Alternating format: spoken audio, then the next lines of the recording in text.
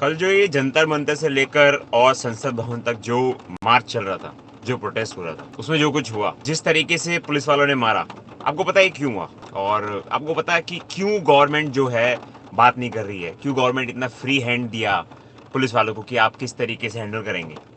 और क्यों गवर्नमेंट इस मुद्दे पे कोई भी बात नहीं कर रही है और कोई एक्शन नहीं ले रही है? दो रीजन है उसके, दो सबसे बड़े रीजन। पहला रीजन ये है कि हाल फिलहाल में इंडिया में कहीं पर भी इलेक्शन नहीं होने वाला। मार्च 2027 से पहले किसी भी स्टेट में कोई इलेक्शन नहीं होने वाला है। और जहां तक बात सेंट्रल इलेक्शन की है तो वो तो 2029 में होने वाला है। तो नेता जो होता है ना, पॉलिटिशियन जो होता है, वो सिर्फ चुनाव से डरता है, वोट से डरता है, सिर्फ चुनाव के समय झुकता है।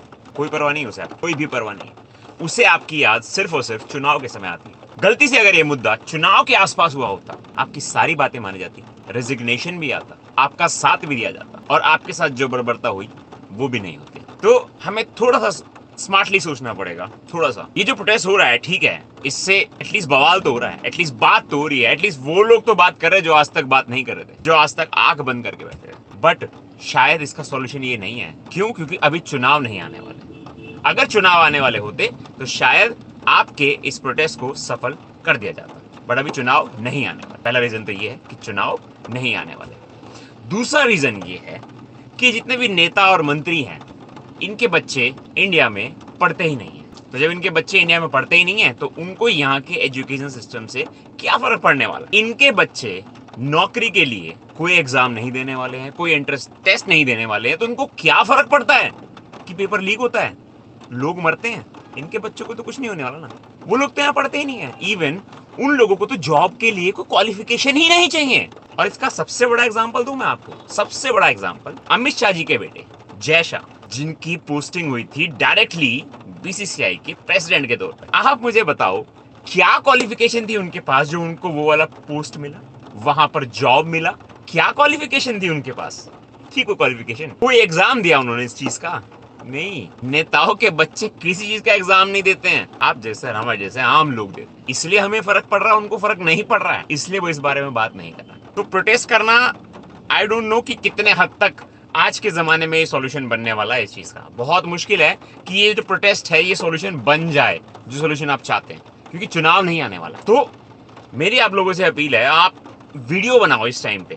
हालांकि उतना शायद इंपैक्ट अभी ना पड़े, चुनाव आ रहा होता तो बहुत इंपैक्ट पड़ जाता है इस चीज का भी। सिर्फ एक वीडियो बनाओ कि आने वाले इलेक्शन में, किसी भी स्टेट में इलेक्शन होगा, हम बीजेपी को वोट नहीं देंगे। और अगर आप चाहते हैं कि इन फ्यूचर भी आपके साथ गलत ना हो, तो जब भी चुनाव आए, जब भी इलेक्शन आए किसी भी स्टेट में, वहां के स्टेट के लोगों को वीडियो बनाना है और बोलना है कि हम बीजेपी को वोट नहीं देंगे। सिर्फ ऐसा एक वीडियो बना करके अगर आप इंस्टाग्राम पे, यूट्यूब पे, ट्विटर पे डाल देंगे ना, मैं कहता हूं हिम्मत नहीं है किसी पॉलिटिशियन की कि आपके साथ गलत करने के बारे में सोचे, आपका हक मारने के बारे में सोचे, सिस्टम खराब करने के बारे में सोचे।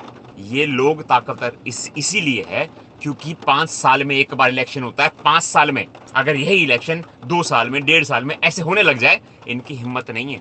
ये राजा बन जाते हैं वोट देने के बाद। और उसमें एक जगह गलती लोगों की भी है, जो इन्हें वोट देते हैं वो आंख बंद करके भरोसा करते हैं। यहाँ बात मैं सिर्फ बीजेपी की नहीं कर रहा, मैं हर पार्टी के बारे में कह रहा हूँ। किसी भी स्टेट में, किसी भी गवर्नमेंट के बारे में कह रहा हूं मैं, उससे कोई फर्क नहीं पड़ता वो आम आदमी पार्टी की या कौन है। आप उसके भक्त मत बनो, आप आंख बंद करके मत सोचो, आंखें खोल के सोचो, दिमाग खोल के सोचो, और जो आपके साथ हो रहा है ना उसके लिए एक्शन लो। जैसे इन बच्चों ने कल एक्शन लिया है, बहुत बड़ा एक्शन लिया है। मैंने अपनी लाइफ में पहली बार ऐसा प्रोटेस्ट देखा है जहां इतना सारा यूथ पहुंच गया है और वो इस तरीके से अपने लिए आवाज उठा रहा है। तो अगर आप भी चाहते हो कि आपके साथ गलत ना हो, तो आपको ये कदम उठाना पड़ेगा। एक वीडियो बना करके डालो कि मैं आगे से बीजेपी को वोट नहीं दूंगा। देखो कैसे डरते हैं, कैसे हिलते हैं ये।